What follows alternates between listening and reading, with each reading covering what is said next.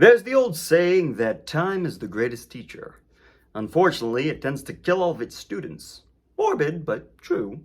This saying is essentially recognizing that we as a human species are forever students. From the very get-go, when they cut our umbilical cord and slap us around so that we can learn to breathe, to when we start learning to walk and going to school so we can learn the ins and outs of society and the way that the world works so that we can become productive members of society, to learning the things that we like and dislike. It's a fundamental aspect of how we participate in this world.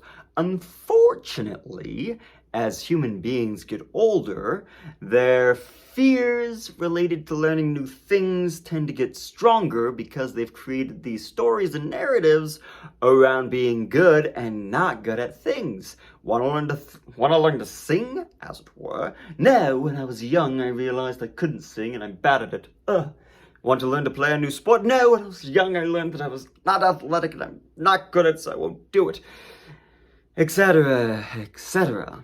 Human beings have this tendency to get these stories and narratives in their head, which becomes a hindrance to the very fundamental aspect of our lives, which is constantly learning, constantly taking in new information and ideas and challenging what the past has established so we can continue to evolve into better versions of ourselves.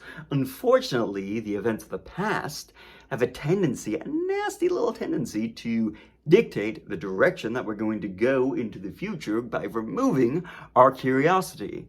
It creates certainty, and the most dangerous thing about certainty is it makes us go down a tunnel. We have tunnel vision, and that's what's essentially dangerous about certainty. So if ever you find yourself responding to life or ideas or information with an absolute certainty that your position is correct and everybody else is wrong, it's quite possible that this is a byproduct of your domestication, and I would just call it brainwashing. I consider it brainwashing when I think that I'm absolutely right and want to actually consider my constituent standpoints, because that's a very dangerous thing to do. Even if I get offended, that's generally a conditioned response. So, no, bad Daniel.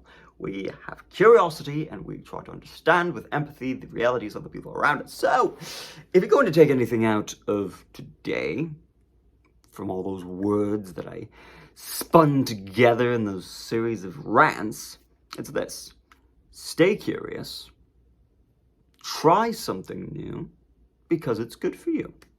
Oh yeah. If there's something that you've always wanted to do and haven't done it because you just think you're not good at it, I'd recommend giving it a go. On YouTube, they have countless tutorials on how to play guitar or piano, how to sing, how to dance, how to do math, how to do philosophy. You can expand your mind just by looking at the Crash Course philosophy courses. So you have the world at your fingertips, and countless hours of entertainment can be found in there. Even learning how to stretch and become more flexible is right at your fingertips. The only thing that needs to happen is action. Everything comes from action, so you get to decide in this moment what action you're going to take. Are you going to record a series of videos for months on end, almost an entire year?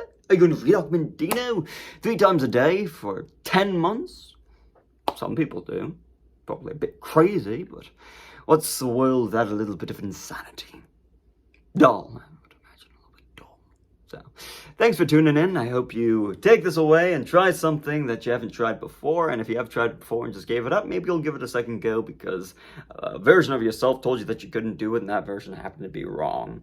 And if it happened to be right, then it's probably a sign that you're leaving it too soon. I know.